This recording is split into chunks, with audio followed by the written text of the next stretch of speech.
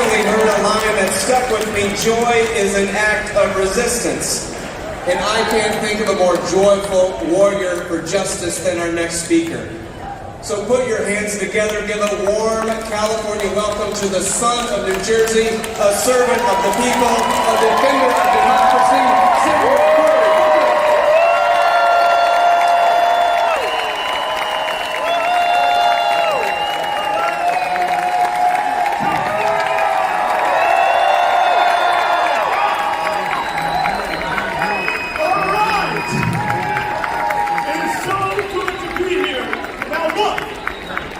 I have to say right now, thank you, because I get to serve in the Senate with two bold brothers named Padilla and Schiff.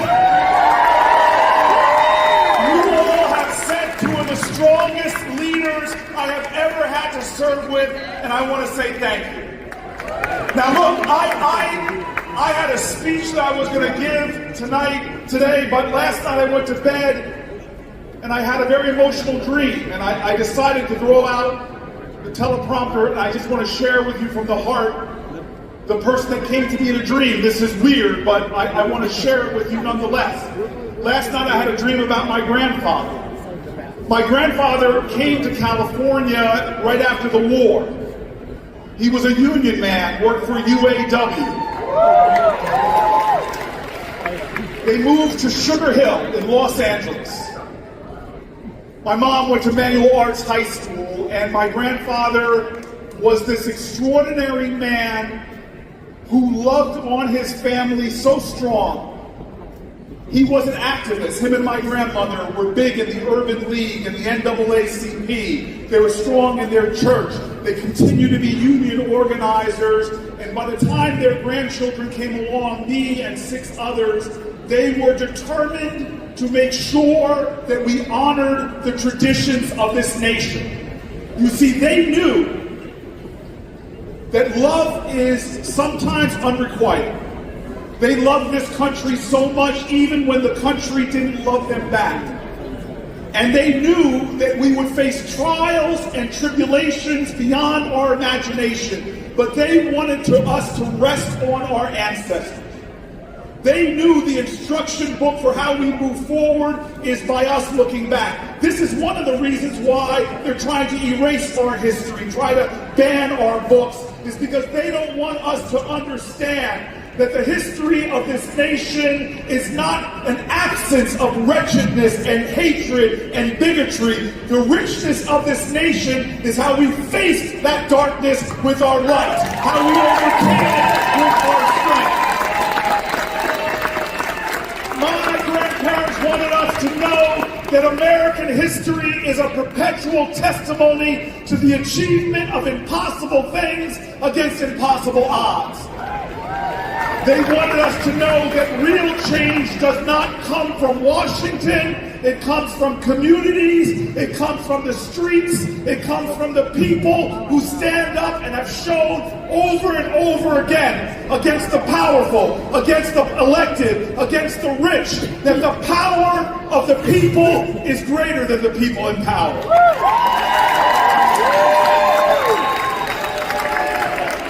And so my grandparents, these proud Californians, they taught me the stories. They celebrated the people from Harvey Milk to Cesar Chavez. They knew that our ancestors would speak to us.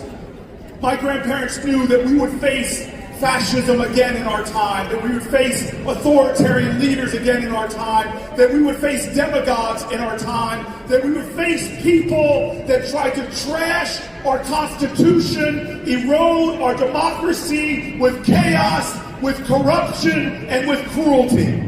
But my grandparents would teach us, do not center those people in the story.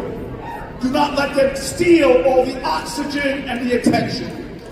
Keep the focus on the people. Center the power of the people in their stories. I stood on the floor of the Senate for 25 hours.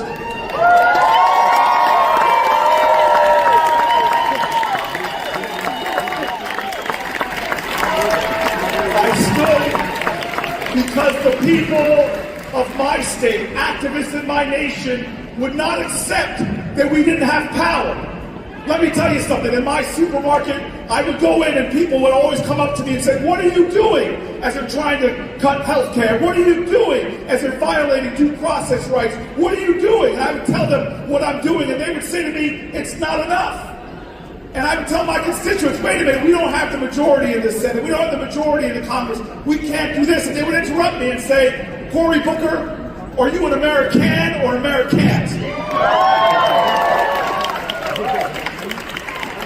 Don't call on us to do more unless you're willing to do more. And so my staff and I listened to folks. We threw out the playbook and we said, let's go back to what our ancestors showed us. Let's cause some good trouble.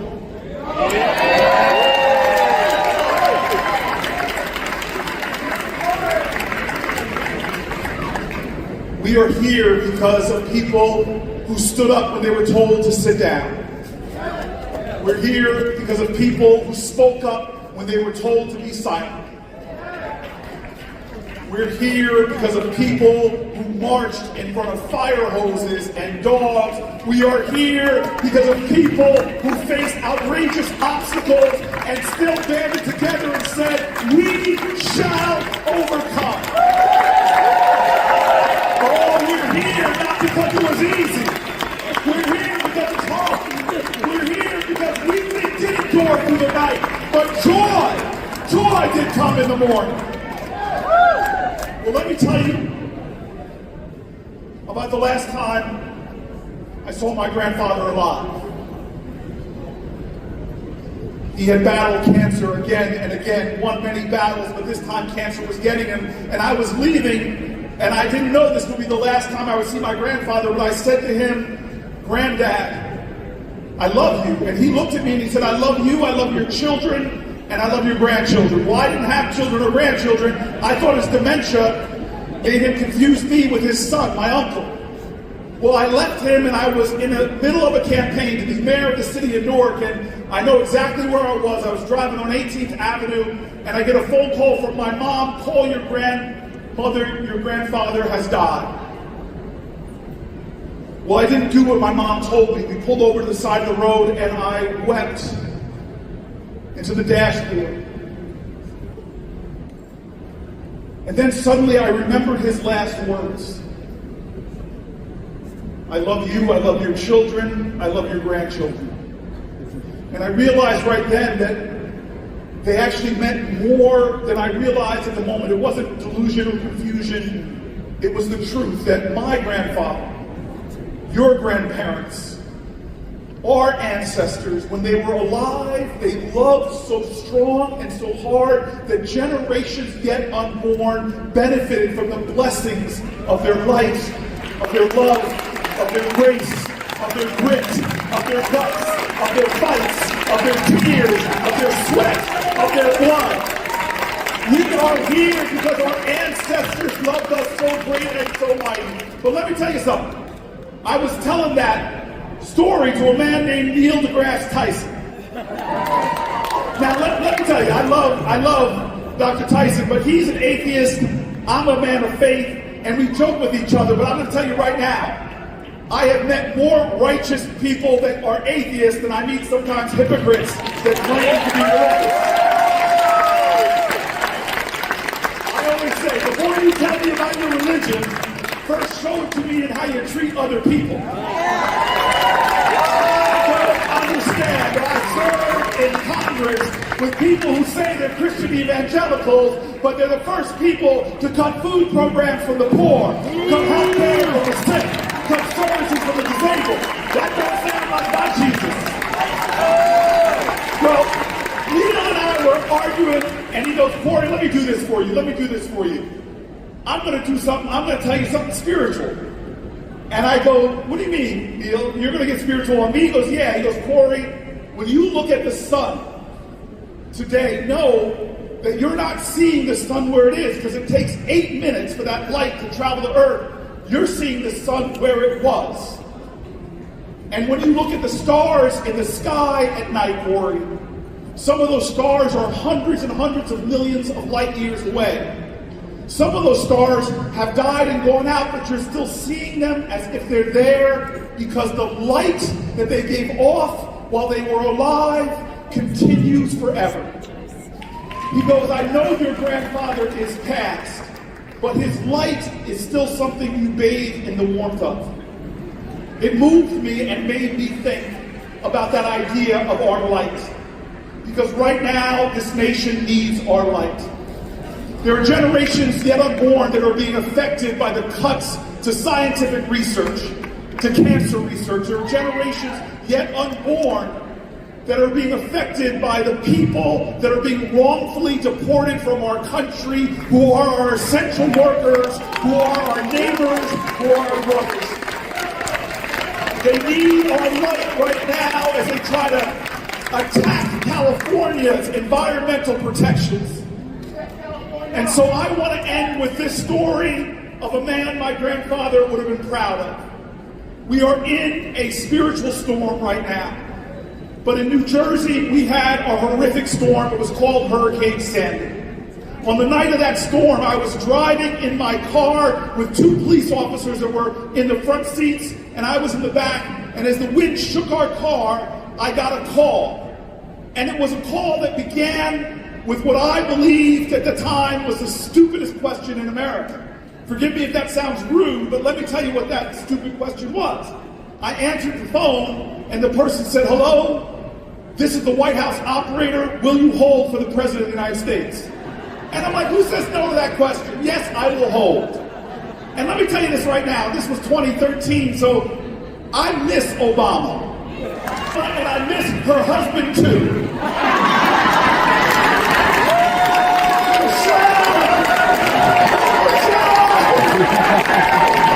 Michelle, if you marry me, I'd be president right now. So I answer my phone, and it's Michelle's husband.